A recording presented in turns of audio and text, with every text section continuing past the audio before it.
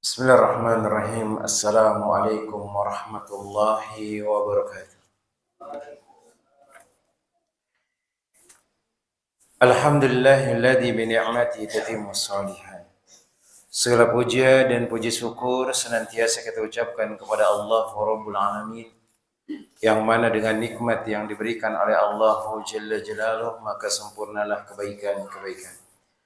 Wa nashhadu an la ilaha illallah wahdahu la syarika lah, lahul mulku wa lahul hamdu wa huwa ala kulli syai'in qadir.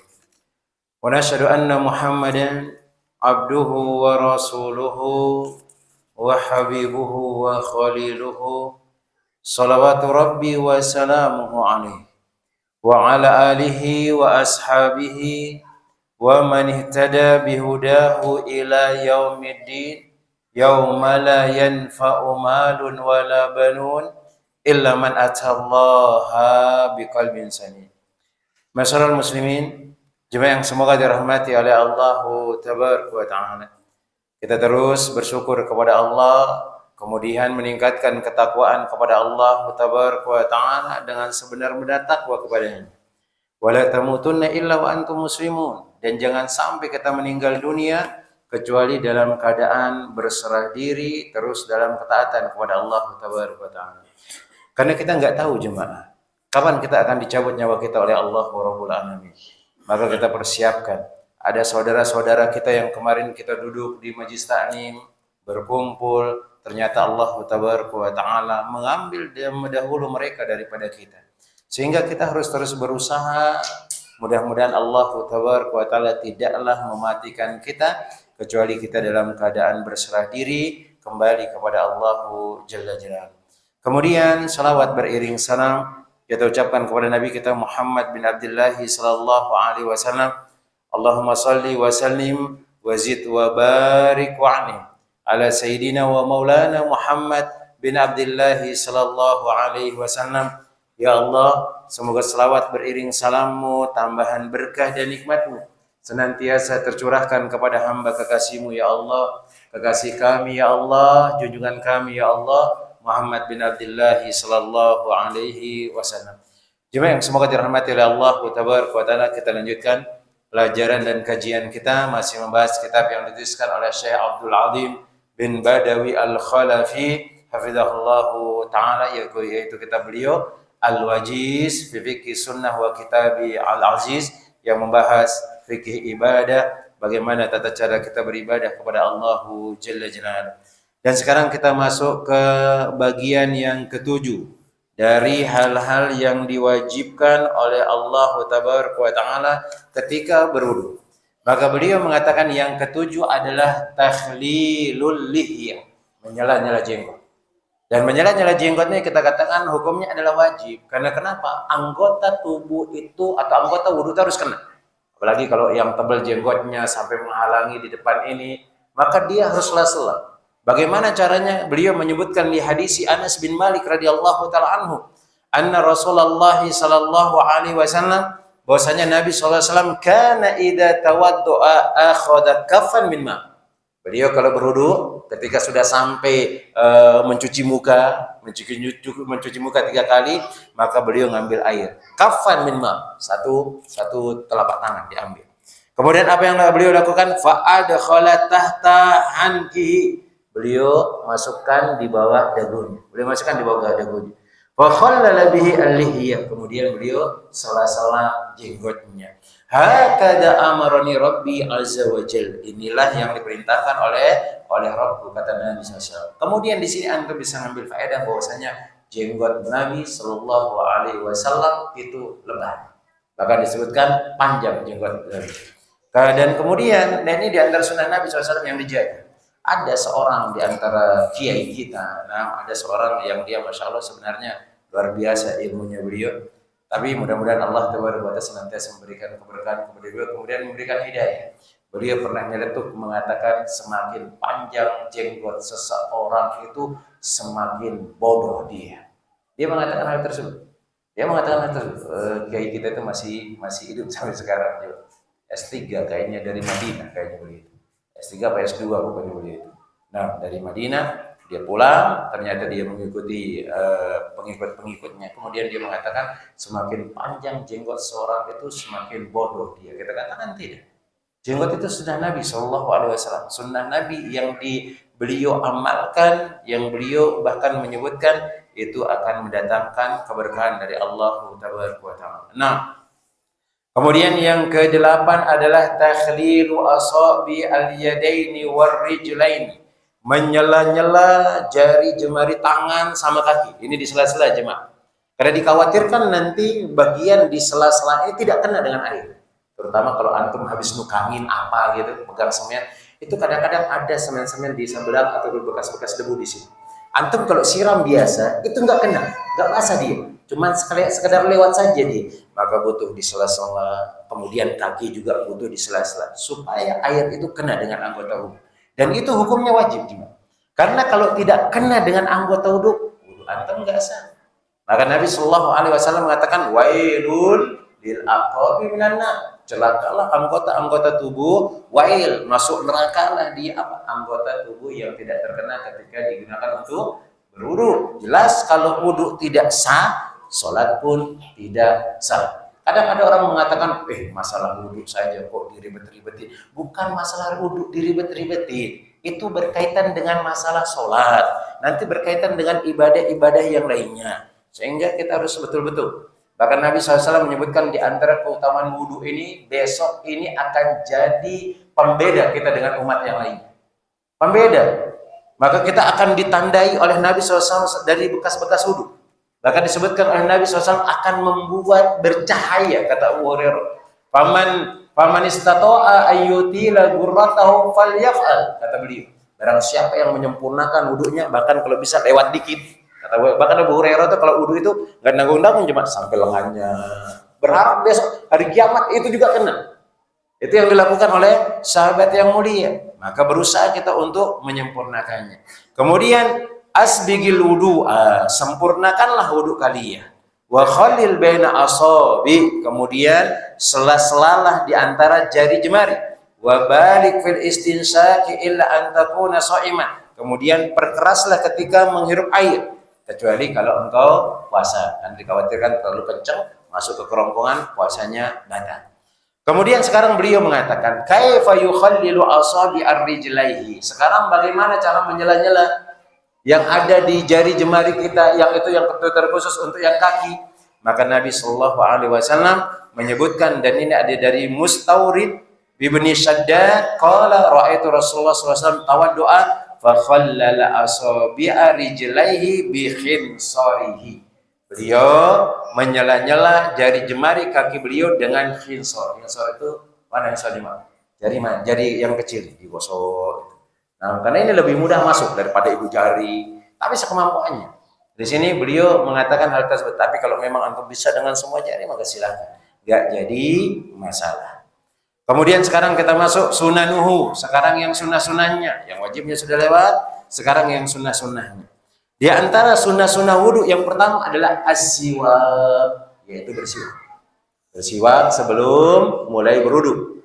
Bersiwak sebelum mulai wudu. Nabi Shallallahu Alaihi Wasallam mengatakan, laula an asyqa ala ummati la amartuhum bisiwaki ma'a kulli wudu. Seandainya tidak memberatkan umatku, aku akan perintahkan mereka untuk bersiwak ketika mereka hendak wudu. Kenapa bersiwak ini dianjurkan? Supaya kita ini bersih ketika ngomong sama Allah Jalla Jalaluhu. Dan kita mungkin udah sebutkan bagaimana ada seorang itu ketika dia membaca Al-Quran, malaikat itu senantiasa dekat dengan kita. Nabi SAW menyebutkan hal tersebut. Mazala yaqra'ul Quran wal malaikata yadnu. Mazala yadnu hatta yadu'a fihi alfi. Bahkan Nabi SAW mengatakan malaikat ini senang dengar suara kata, bahkan mencium bau mulut kita ketika baca Al-Quran. Sampai disebutkan dalam hadis yang sahih tersebut, malaikat itu meletakkan bibirnya di bibir kita. Saking senangnya mendengar bacaan Al-Quran. Tapi ini khusus orang yang bau mulutnya tidak bau, bukan bau mulut itu. Yang mulutnya tidak berbau, ya jemaah. Adapun kalau berbau, manusia aja nggak mau dekat-dekat dengan kita, ya jemaah. Apalagi malaikat.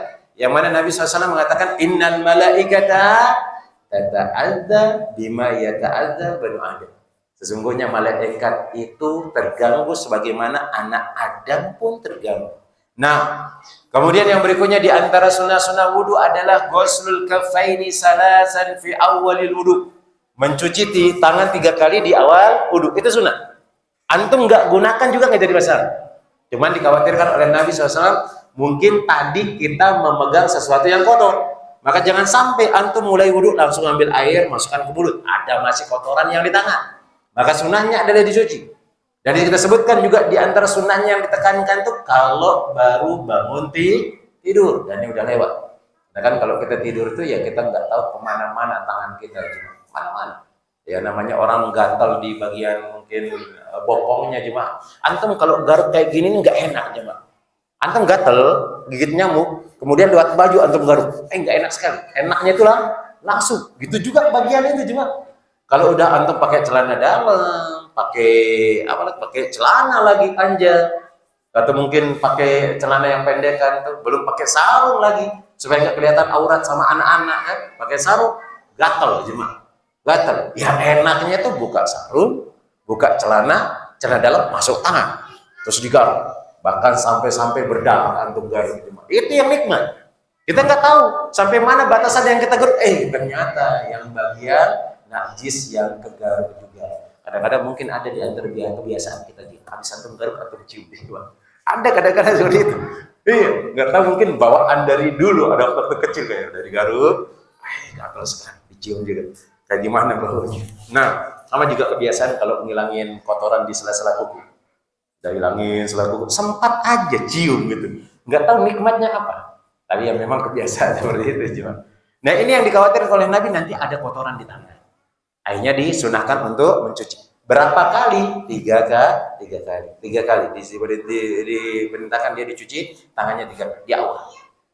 Kemudian yang kedua di antara yang berikutnya kita baca hadisnya liman sabata an Utsman, sebagaimana tetap atau ada dalilnya dari Utsman. Fi hikayati wudu'ir Nabi sallallahu alaihi wasallam, dalam menceritakan wudu Nabi sallallahu alaihi wasallam. Annahu ghasala kaffaihi salasan, beliau mencuci tangan beliau sebanyak 3 kali. Ini yang kedua. Kemudian yang ketiga adalah jam'u bainal madmadi wal istinsyaq salasan bi ghurfatin, yaitu menggabung antara kumur-kumur dengan masukkan air ke hidung dengan 1 telapak tangan. Ini sunnah. Kalau antum nggak bisa ya sudah 2 tangan. Nah, tapi disunahkan tuh ambil air, masukkan ke mulut separuh, masukkan hidung separuh, kumur-kumur, kemudian dikeluarin, istinsyaq juga dikeluarin air yang di hidung. Kemudian batasannya hidung ini sampai kena mana susah? Sampai antum kesengsengan namanya itu. Gak tahu bahasa Indonesia itu bahasa apa itu. Maksudnya itu ketika antum narik di air ke hidung itu sampai berair mata antum. Itu yang disunahkan. Itu yang disunahkan oleh Nabi SAW. Tapi bagaimana Ustaz? Sekedar masuk aja misalnya kemudian keluar, apakah ini cukup? Cukup. Tapi sunnah itu kata Nabi SAW, wa balik fil istinsyaq illa an takuna sha'iman. Perkeras menghirup air ketika antum berwudu, kecuali kalau puasa, karena dikhawatirkan nanti akan masuk ke dalam kerongkongan. Nah, maka digabung 1 tangan ini, masukkan ke mulut separuh, masukkan hidung separuh. Biasanya awal-awal agak kesusahan. Kadang-kadang ke mulut itu lebih banyak, ke hidung dapat sedikit. Kadang ke hidung itu kebanyakan sampai batuk-batuk kan itu. Ke mulut nggak ada. Lama-lama nanti terbiasa. Tapi ini hukumnya sunnah. Cuman sesuatu yang sunnah itu jangan diremehkan. Ya kalau antum bisa kerjakan. Kalau nggak bisa, jangan antum remehkan. Nggak boleh diremehkan. Karena kalau kita sudah meremehkan sesuatu yang sunnah, khawatirnya nanti merembet ke yang wajib juga, kadang kita akan remehkan. Nah, dalilnya adalah 5 fi hadis Abdullah ibn Zaid radhiyallahu taala anhu fi ta'limihi, ketika beliau mengajarkan tentang wudu Nabi SAW, annahu tamatmadha wastanshaqa min kafin wahidin. Beliau berkumur-kumur dan memasukkan air dengan 1 tangan. Fa fa'ala dzalika salasan, dan beliau mengerjakannya 3 kali.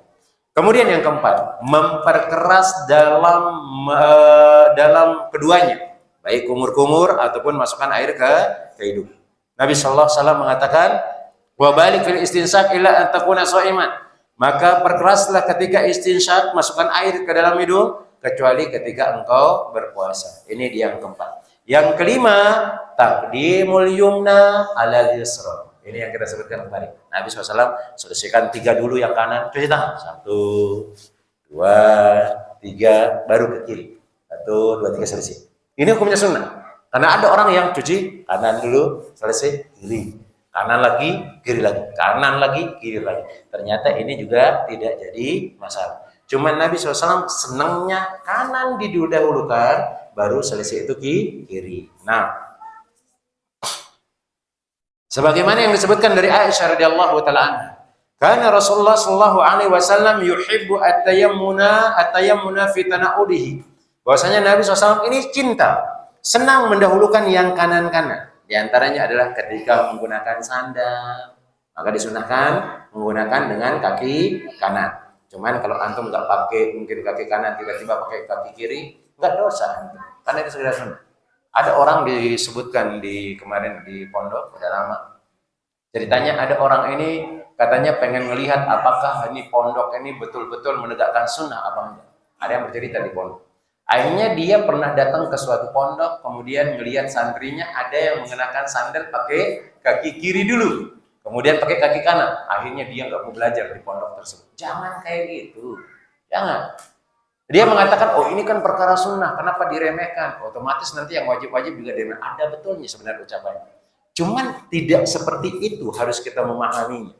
Maka kita belajar dulu. Bisa jadi orang yang dia mungkin pernah diajarkan masalah didahulukan yang kanan, kemudian yang kiri, dia lupa. Kadang-kadang sering kita seperti itu jemaah. Sekarang pertanyaannya, antum jujur. Antum kalau masuk kamar mandi yang lebih cepat masuk itu yang mana? Yang lebih cepat masuk itu yang mana? Kanan. Yang lebih cepat masuk itu kanan. Coba. Anda aja beberapa kali jemaah. Kanan masuk. Akhirnya mundur lagi keluar. Baru kiri dimasukin. Kemudian ketika keluar juga. Yang paling cepat antum keluarkan itu kiri. Coba aja jemaah. Ini yang Anda alami. Tajribat yang tiap hari itu. Ternyata seperti itu. Nah jemaah, yang namanya orang ya udah jadi kebiasaan atau mungkin yang lainnya. Walaupun kita tahu dalilnya pun kadang-kadang seperti itu. Nah, nggak sengaja gitu. Maka kita kembali lagi di sini Nabi SAW suka mendahulukan yang kanan ketika bersandar. Bahkan beliau menyebutkan watarajjulihi ketika bersisir. Beliau SAW sisir sebelah kanan dulu, kemudian sebelah kiri. Dan ini menunjukkan bahwasanya rambut beliau itu belah tengah, ya kayak antum dulu lah, awal-awal masih kecil tahun 90-an. Kan kita senangnya itu kalau pakai rambut itu belah tengah. Ternyata Nabi SAW posisi rambutnya seperti itu semua. Nah, kanan disisir dulu sama beliau, selesai kanan baru kiri. Itu dia jemaah. Kemudian jemaah yang semoga dirahmati oleh Allah tabaraka wa taala wa tuhurihi, ketika beliau juga bersuci, kanan didahulukan kemudian kiri, wa fi sya'nihi kulli, dan semua urusan beliau yang baik-baik maka didahulukan yang kanan. Lima fi hadisi Utsman, sebagaimana hadis Utsman fi hikayati wudu'in Nabi SAW, ketika menceritakan wudhu Nabi SAW, annahu ghasala al-yumna summa al-yusra, beliau mencuci yang kanan kemudian yang kiri. Kemudian yang ketujuh, yang disebutkan di sini yang sunnahnya adalah adalku, menggosok atau meratakan.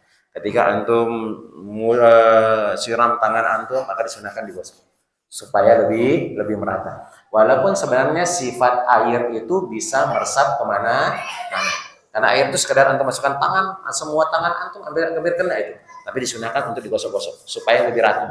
Dan ini juga untuk menyedikitkan penggunaan air.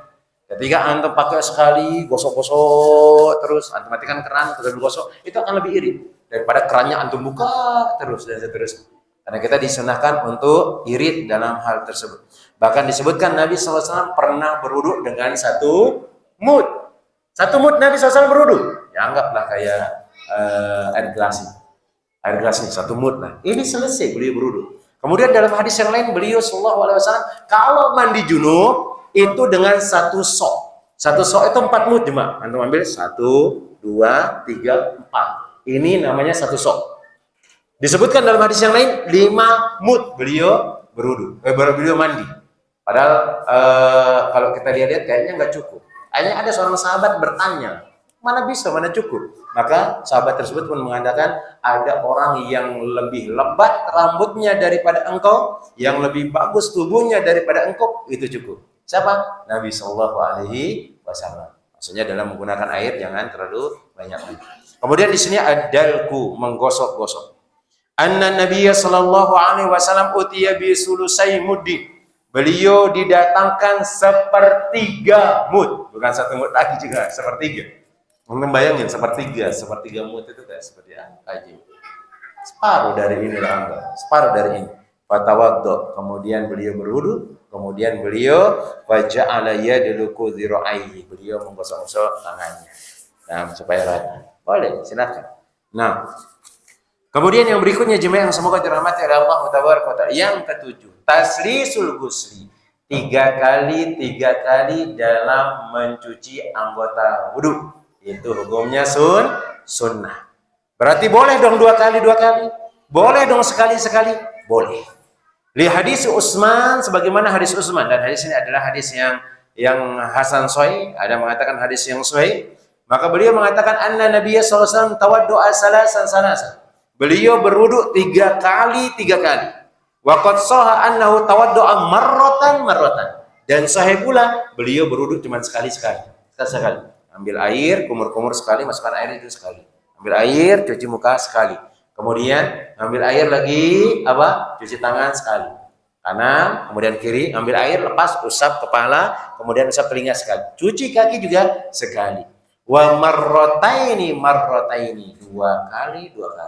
Ustaz, gimana kalau kita pakai ini 1, ini 2, ini 3 kali misalnya? Ya sesuai kebutuhan. Yang penting jangan sampai lebih daripada 3 kali. Karena tidak ada contohnya dari Nabi SAW. Tapi kalau memang dibutuhkan, silakan. Tapi jangan jadikan kebiasaan, hati-hati, karena itu akan membuat suatu amalan yang tidak ada diajarkan oleh Nabi SAW. Misalnya, antum sudah cuci 3 kali, ternyata ada yang belum kena.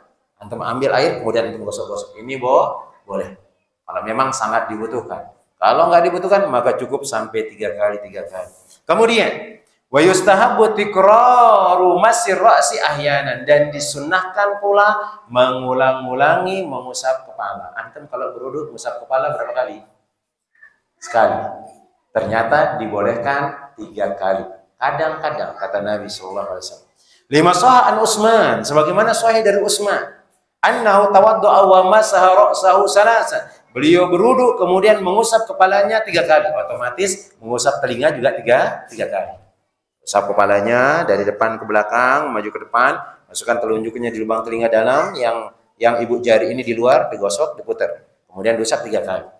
Wa qala, kemudian beliau mengatakan, ra'aitu Rasulullah sallallahu alaihi wasallam tawaddu'a hakada. Aku melihat Nabi berwudu seperti wudu ini. Kemudian yang berikutnya adalah tartib. Sesuai dengan urutan. Ini dikatakan sunnah jemaah. Berarti kalau enggak tartib boleh dong jemaah. Nah, ini dimasukkan di dalam sunnah sama beliau. Tartib itu hukumnya adalah sunnah. Berarti ada satu dong pemikiran kita, berarti ada dong gerakan wudu itu yang enggak tartib, yang dia ternyata enggak sesuai dengan urutannya. Nah, kita baca hadisnya. Li'annahu ghalibu fi wudu'i Rasulullah sallallahu alaihi wasallam, dikarenakan kebiasaan wudu Nabi SAW. Kama hakahu man haka wudu'ahu, sebagaimana para sahabat yang meriwayatkan tentang wudu Nabi SAW. Lakinnahu, akan tetapi, qad sahha anil Miqdam bin Ma'di Yakrib, telah sahih dari Miqdam bin Ma'di Yakrib, annahu ata Rasulullah sallallahu alaihi wasallam biwadu'in fatawaddu. Maka Miqdam bin Ma'di Yakrib ini pernah mendatangkan bejana untuk Nabi SAW berwudu. Fatawaddu'a, kemudian beliau berwudu. Perhatikan tata cara berwudu Nabi. Fatawaddu'a, faghassala kaffahu salasan. Beliau mencuci tangannya 3 kali.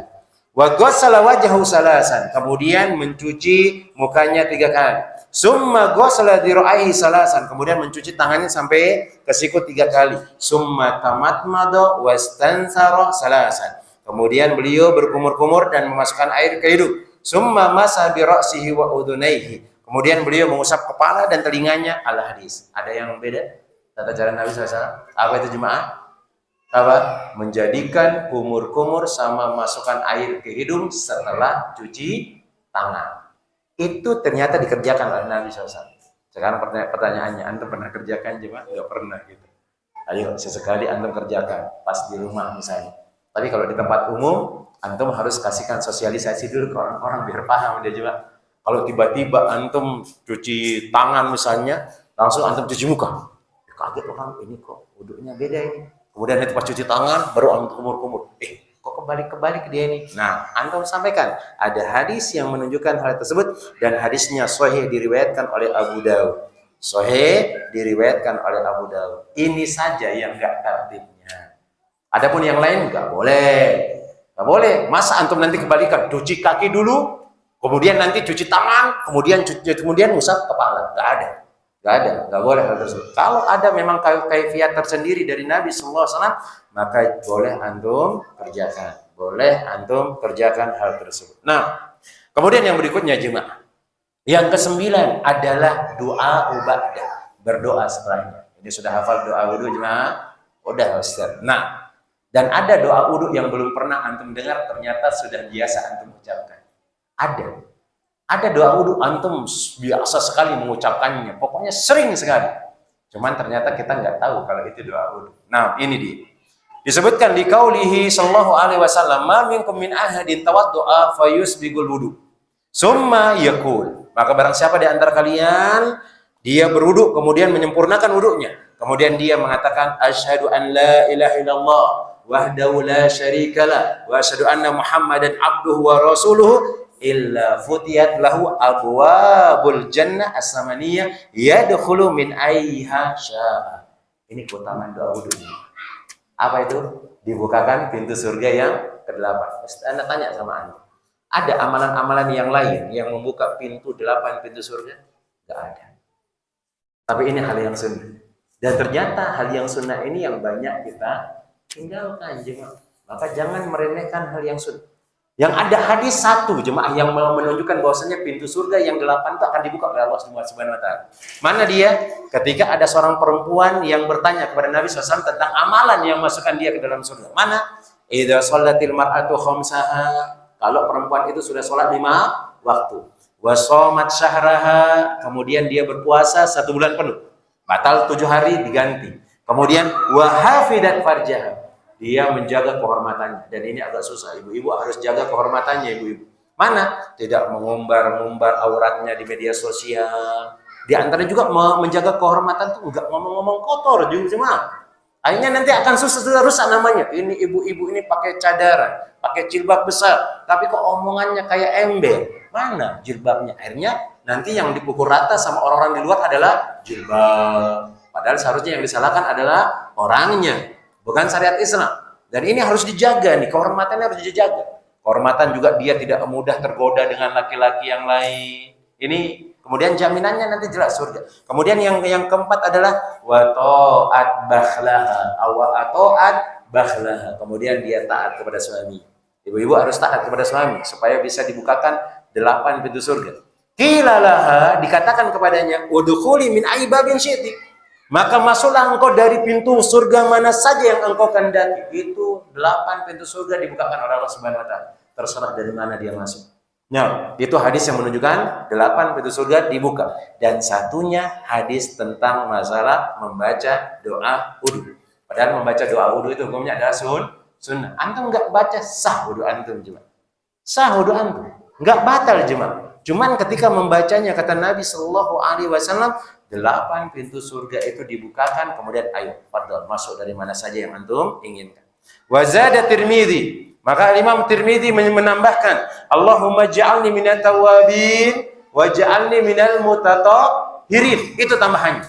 Kalau dulu yang biasa kita pelajari di kunci ibadah yang kuning-kuning cuma ada tambahannya cuma ada. Wa ja'alni minas sholihin. Ana belum tahu tambahan itu dalilnya itu dari mana cuma. Sampai sekarang ana nyari belum dapat. Belum dapat cuma. Belum dapat. Mungkin kalau antum ada dapat riwayat siapa kasih tahu ana cuma. Karena dulu yang Anda pelajari dan yang Anda ajar ke anak-anak orang itu ada tambahannya. Allahumma ja'alni minat tawabin, wa ja'alni minal mutatahhirin, wa ja'alni min ibadika sholihin. Artinya bagus. Cuman kalau tidak sesuai dengan tuntunan Nabi SAW, enggak ada yang bagus. Nah, karena kita menganggap bagus, tetapi di Nabi tidak menganggap itu bagus jemaah. Nah, Allah Ta'ala bisawab. Kemudian, ada doa lagi. Yang ini boleh dibaca ketika berwudu. Doa yang sering kita baca dan hafal jemaah. Mana dia disebutkan dari Abi Sa'id al-Khudri bahwasanya Nabi SAW mengatakan qala man tawadda'a faqala, barang siapa yang berwudu kemudian mengatakan. Anda dia jemaah, doa kafaratul majlis. Mana dia? Subhanakallahumma wa bihamdika asyhadu an la ilaha illa anta astaghfiruka wa atubu ilaik. Itu ternyata doa wudu juga. Itu doa wudu. Kan kalau selesai kajian kita baca, itu hafal sudah. Tapi nggak pernah kita baca ketika selesai wudu. Ternyata itu adalah doa wudu. Kutiba fi raqqin, maka Allah akan tulis itu doa yang antum ucapkan, subhanakallahumma wa bihamdika asyhadu an la ilaha illa anta astaghfiruka wa atubu ilaik, itu akan ditulis di kertas yang putih oleh Allah Jalla Jalaluhu. Kemudian akan dicetak dia dengan cetakan nggak akan pernah hancur sampai datangnya hari kiamat. Itu dijaga terus oleh Allah Tabaraka wa Ta'ala. Anda jadi saksi bahwa antum sering membaca doa-doa tersebut. Itu yang diamalkan. Nah, ini yang ke-9. Kemudian yang ke-10 adalah sholat raka'ataini ba'daha, sholat 2 rakaat setelahnya. Ini juga hukumnya sunnah. Dan ini diantara amalan yang membuat Bilal itu dijamin masuk surga. Dijamin masuk surga. Mana? Tidaklah beliau azan kecuali beliau sholat. Maksudnya tidaklah beliau berwudu kecuali beliau sholat. Kemudian tidaklah beliau berhadas kecuali beliau berwudu. 2 amalan yang dikerjakan oleh Bilal. Beliau selesai wudu, dia sholat 2 rakaat. Beliau kalau batal wudunya, beliau berwudu lagi. Nah, itu yang membuat Bilal dijamin masuk surga oleh Allah Jalla Jalaluhu. Hadisnya liqauli Utsman ba'da allamahum sifata wudu'i Rasulullah SAW. Setelah beliau menyampaikan tata cara wudu Nabi SAW. Ra'aitu Nabiyya sallallahu alaihi wasallam tawaddu'a nahwa wudu'i hada. Aku melihat Nabi sallallahu alaihi wasallam berwudu seperti wudu ini. Wa qala Nabi sallallahu alaihi wasallam, Nabi SAW mengatakan, man tawaddu'a nahwa wudu'i hada, barang siapa yang berwudu seperti wudu ini, summa qama faraka raka'ataini, dia salat 2 rakaat.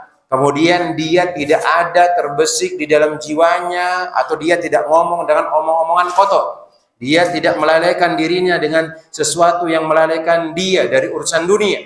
Ghufira lahu ma taqaddama min dzanbi. Itu dosanya diampuni jemaah. Antum selesai wudu, sholat 2 rakaat. Itu dosa kita diampuni oleh Allah Tabaraka. Jelas ini adalah dosa kecil. Karena dosa besar itu butuh taubat. Kemudian disebutkan dari Abu Hurairah radhiyallahu taala anhu, bahwasanya Nabi SAW qala li Bilalin 'inda salati subhi.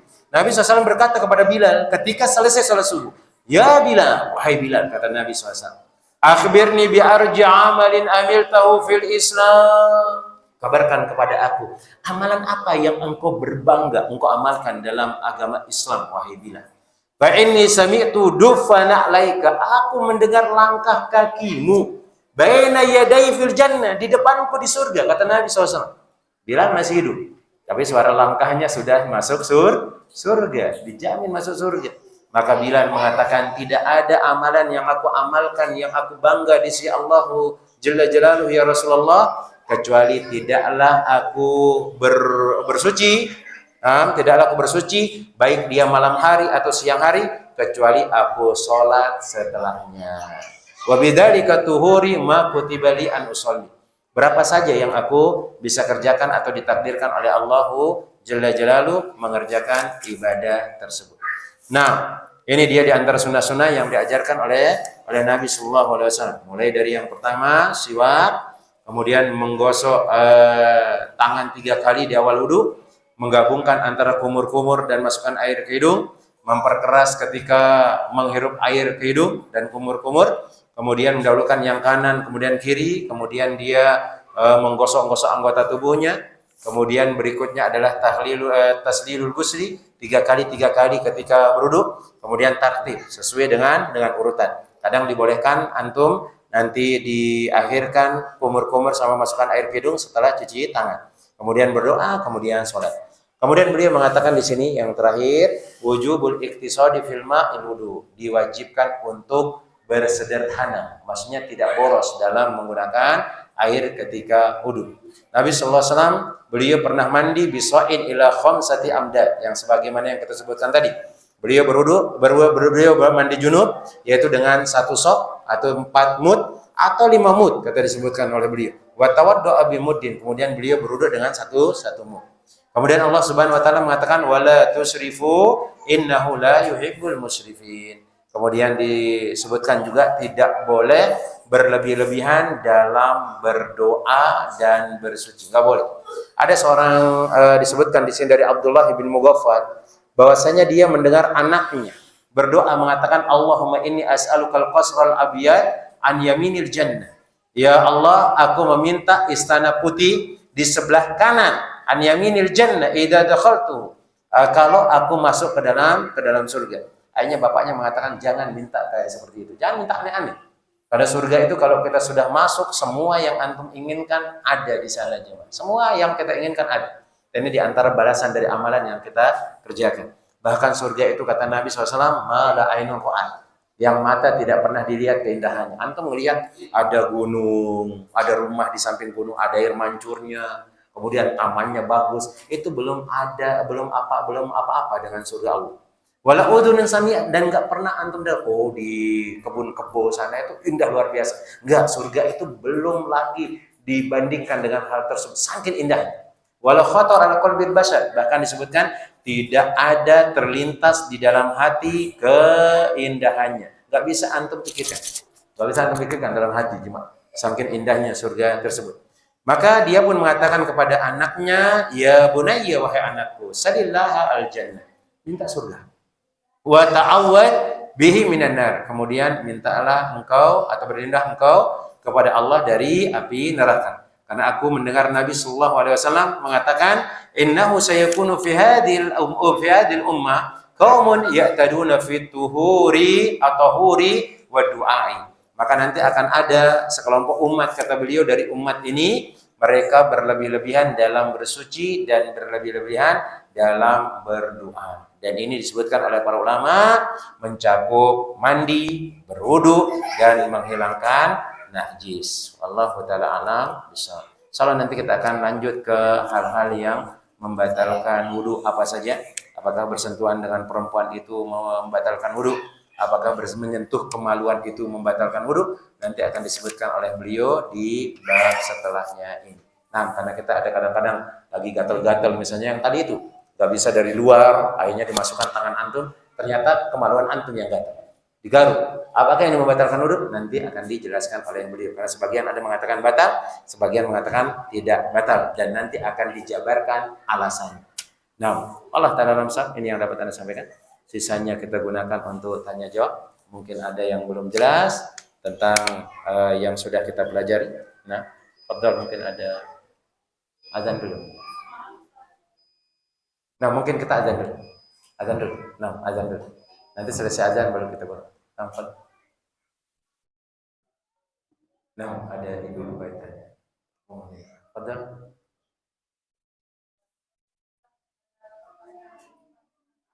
Nah,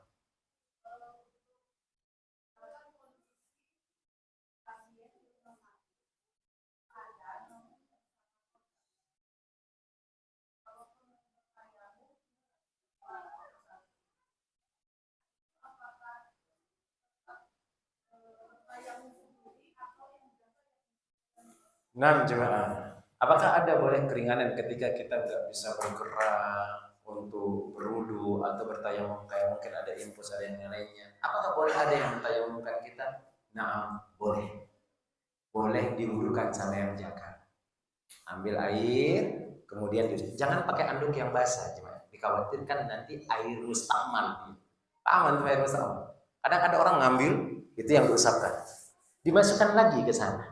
Kalau jelas dalam madhab kita Imam Syafi'i rahimahullah taala itu tidak sah wudu. Maka bagaimana caranya? Ambil sedikit sudah diteteskan, diusap tangannya. Kemudian kumur-kumurnya kayak gimana Ustaz? Ya, antum suruh kumur-kumur dan dia kemudian dia atau usap sedikit hidungnya, cuci mukanya, kemudian rambutnya, diwudukan seperti wudu seperti biasa. Kalau memang nggak bisa dia kena dengan air, tayamumkan. Gimana caranya Ustaz tayamum? Ya sudah, ajari aja dia kalau masih dia bisa gerakan. Kalau nggak bisa, antum yang nepuk sudah, usap mukanya, kemudian usap tangannya, selesai. Itu dibolehkan. Dalam kondisi-kondisi yang seperti tadi, dia nggak bisa berwudu sendiri, dia nggak bisa tayamum sendiri, maka yang jaga, yang mentayamumkan dan mewudukan. Agama Islam itu mudah, cuma Kalau antum tahu dalilnya. Kalau nggak tahu stres gitu. Nah, maka kalau belajar fikih itu kalau antum tahu ada ini enak. Ringan dia dan seterusnya. Nah, memang itu dibolehkan, diwudukan sama yang jaga. Nah, bagaimana Ustaz kalau yang wudukan perempuan Ustaz? Perempuan, wudukan perempuan, anaknya perempuan wudu. Apa enggak batal wuduknya Ustaz? Kan megang tangan perempuan itu batal Ustaz. Nah, kita katakan bahwasanya yang sahih itu megang tangan perempuan itu tidak membatalkan wudu dan itu adalah pendapat yang kuat. Mau dia mahramnya atau bukan mahram. Karena Nabi SAW pernah sholat, ini lebih ini lagi. Adapun masalah mencium kening istri itu kan ada yang mengatakan, oh dalilnya lemah. Dalilnya lemah kan? Ada hadis yang sahih yang lainnya. Nabi SAW sholat malam. Kakinya Aisyah itu selonjoran di arah kiblat. Antum tahu apa yang dilakukan oleh Nabi SAW? Dicubit kakinya Nabi SAW. Beliau membatalkan sholatnya? Tidak. Beliau batal wudhunya? Tidak. Akhirnya ada orang mengatakan, oh enggak, ini kalau mahram Ustaz tidak batal. Tapi yang bukan mahram batal. Pertanyaannya, dari mana antum membedakan antara dia harus mahram, dia bukan mahram? Tidak ada dalil yang membedakan hal tersebut. Maka kembalikan ke umum. Yang berikutnya lagi, Nabi SAW pernah sholat. Aisyah mengatakan, aku kehilangan Nabi di tempat tidur. Tidak ada. Karena tidak ada lampu. Dipegang tidak ada Nabi. Ternyata diusap-usap kepala Nabi lagi sujud. Kepala Nabi lagi sujud. Dipegang. Oh Nabi lagi sujud. Ya sudah. Apakah Nabi SAW membatalkan wudhunya? Tidak. Nah, itu dalilnya. Tadi silakan kita kembali lagi bahwasanya mewudukan itu boleh. Dalam kondisi seperti tadi dia tidak bisa bergerak dan seterusnya. Nah, Allah Ta'ala bisa. Bahkan disebutkan oleh para ulama seandainya kalau dia agak suka-suka lupa Ustaz. Karena sakitnya kadang-kadang dia lupa tata cara sholat. Bolehkah dibimbing Ustaz? Boleh. Antum bimbing dia. Antum bimbing, antum lagi di samping, dia lagi musola. Sekarang takbir. Baca Al-Fatihah, dia baca Al-Fatihah. Sekarang ruku. Baca ini. Sekarang tidak. Boleh kita nuntun orang sholat, boleh. Dan nggak batal sholatnya orang yang kita tuntun, karena dia nggak ngobrol sama kita. Dan kita ngobrol pada waktu itu juga tidak ada bekas. Yang nggak boleh itu antum lagi sholat ngobrol ke orang, maka sholatnya batal. Nah, jemaah, nanti insya Allah akan nyampe di pembahasan tentang tersebut. Allah Ta'ala paham? Nah, berarti boleh diwudukan atau ditayamumkan. Nah,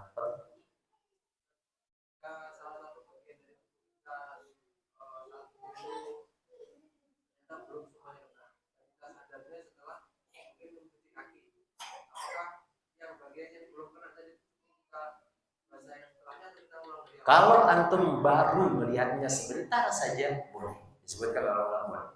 Tapi kalau udah lama, udah selesai dulu antum, udah maju ke sini, kelihatan, kok ada stiker di tangan. Ini anak antum suka main stiker lah di rumah. Ternyata dia mungkin pas waktu main-main sama antum ditempel.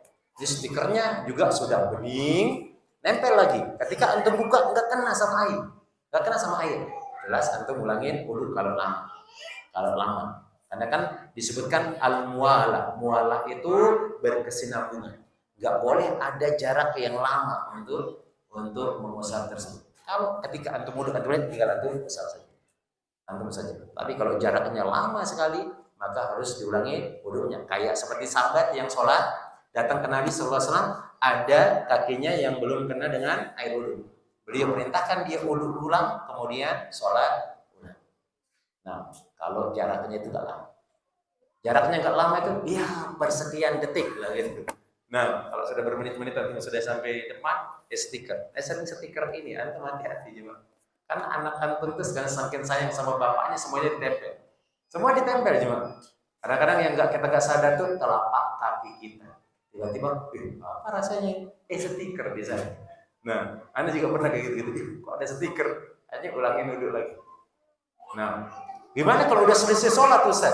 Walaupun antum sudah selesai sholat, ulangi sholat. Karena wudhu tidak sah, otomatis sholat tidak sah.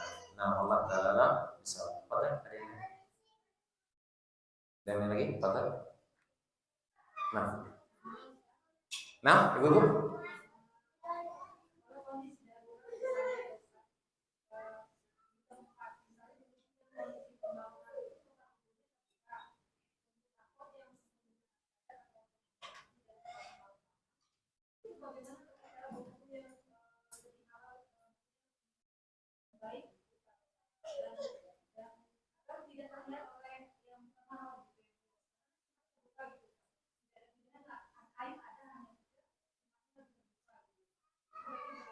Nah, jemaah, bagaimana cara wudhunya jemaah?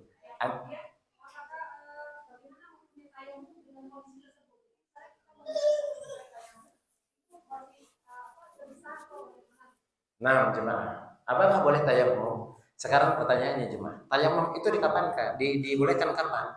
Ketika tidak bisa menggunakan air. Yang tidak bisa menggunakan air, ada air, cuman nggak bisa digunakan karena luka. Kayak cacar air, nggak bisa digunakan kan? Berarti antum tayamum. Yang kedua, nyari-nyari air dia nggak ada.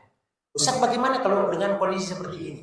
Ternyata Ana pernah lihat perempuan itu berwudu dengan jilbab, dengan masih menggunakan jilbabnya, dia bisa cuma bisa. Dia cari agak pojokan biar tidak terlalu kelihatan tempat terbuka. Kemudian dia wudu, nggak kelihatan auratnya jemaah. Ketika dia ngusap kepalanya itu jemaah, dia ambil air lepas, dimasukkan tangannya di dalam jilbab. Kemudian dilonggarkan, diusap, kemudian dipegang ininya, karena kan perempuan itu boleh dia kalau kepala itu nggak majukan ke depan, dia usap kemudian tinggal dia pegang kuncirnya saja, selesai jemaah, selesai. Maka orang yang dia boleh bertayamum itu kalau memang dia tidak bisa menggunakan air dengan dua kondisi tersebut. Dengan dua kondisi tersebut. Sekarang juga bisa kalau lagi rame-rame silahkan dihalangi oleh oleh temannya. Kemudian juga bisa berwudu di dalam kamar mandi, nggak mesti harus di luar. Kamar mandi ada khusus ibu-ibu masuk di sana. Kemudian supaya nggak lama-lama sekali-sekali saja. Karena ibu-ibu ini kadang lama dia 3 kali, sekali-sekali saja itu sudah boleh. Itu sudah boleh. Kalau seandainya lagi itu di tempat umum masjid Ustaz, kemudian khawatir sudah nggak usah sholat di masjid, sholat nanti dulu. Sholat nanti dulu. Ustaz sudah di masjid 27 derajat Ustaz. Kalau muslimah, sholat di rumah itu lebih banyak pahalanya daripada di masjid. Nah, mana dia? Tidak terhingga pahalanya ibu-ibu sholat di rumah. Tidak terhingga. Di masjid cuma 27 kali derajat. Tapi kata Nabi SAW, sholatuki fi baitiki khairul laki min sholatiki fi masjid qaumiki. Sholatuki fi masjid qaumiki khairul laki min sholatiki fi masjidi. Bahkan disebutkan, sholat kalian di rumah itu lebih utama daripada sholat di Masjidil Haram, sholat di Masjid Nabawi. Disebutkan Nabi SAW. Ya sudah, kalau kondisi kayak seperti itu, apa yang udah nanti sholat di rumah saja. Nanti sholat di rumah saja, nggak usah sholat di masjid. Nah, itu dia solusi terbaik kalau susah memang. Kalau harus kelihatan auratnya kebuka sekali. Tapi kalau memang bisa dia ketutup-tutup, nggak kelihatan. Karena perempuan-perempuan sekarang masya Allah luar biasa. Bahkan ada yang pakai cadar bisa makan dia cuma. Apalagi sekedar wudhu. Bisa makan cuma, nggak belepotan dia kena dengan bumbu-bumbu makanan. Bisa cuma. Apalagi sekedar wudhu, ambil air musab ke muka. Ini akan lebih hebat lagi mereka bisa melakukan hal tersebut. Karena ibu-ibu ini masya Allah kreasinya luar biasa. Nah, ya kemudian masih kurang ini. Nah, Allah Ta'ala bisa. Pada satu lagi. Gak apa-apa satu lagi. Nah.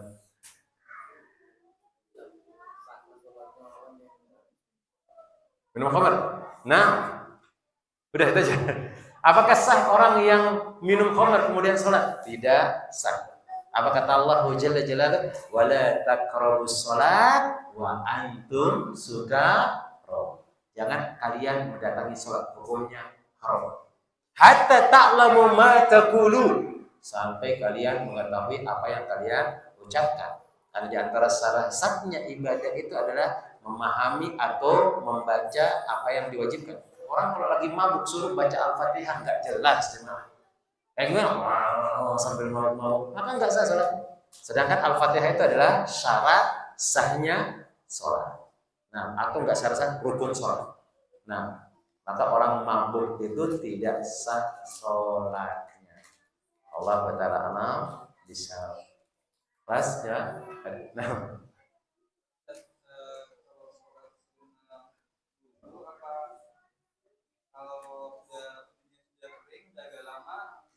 gak apa-apa jemaah, yang penting antum selesai udah. Cuman jangan kerja dulu, jangan makan dulu, antum selesai wudhu. Bahkan mengeringkan air wudhu itu boleh jemaah ya, boleh. Walaupun dalam hadis mengatakan setiap tetes air itu akan menghilangkan dosa. Oh, antum pakai anduk bersihkan. Tetap dosa antum akan dihapus oleh Allah Subhanahu wa taala. Kemudian apa yang dilakukan? Malu dulu, tempo baru dia wudhu. Ini kelamaan. Nah, jemaah, apakah boleh beberapa sholat ini digabung? Kalau dia sama-sama jenisnya boleh. Sekarang kalau antum berkeyakinan bahwasanya tahiyatul masjid hukumnya sunnah, boleh. Lihatkan dua-duanya. Boleh, itu dibolehkan. Cuman yang sunnah dengan yang wajib nggak boleh digabung. Yang wajib dengan yang wajib nggak boleh digabung. Yang boleh itu cuman yang sama-sama sunnah. Nah, itu boleh digabung, jemaah. Boleh. Nah, Allah Ta'ala soal mungkin ini yang dapat Anda sampaikan. Semoga Allah Ta'ala memudahkan semua urusan kita jemaah. Insyaallah kita akan lanjutkan di pertemuan yang berikutnya. Billahi Ta'ala kita cukupkan dengan doa kafaratul majlis. Subhanakallahumma wa bihamdika asyhadu an la ilaha illa anta astaghfiruka wa atubu ilaik. Assalamualaikum warahmatullahi wabarakatuh.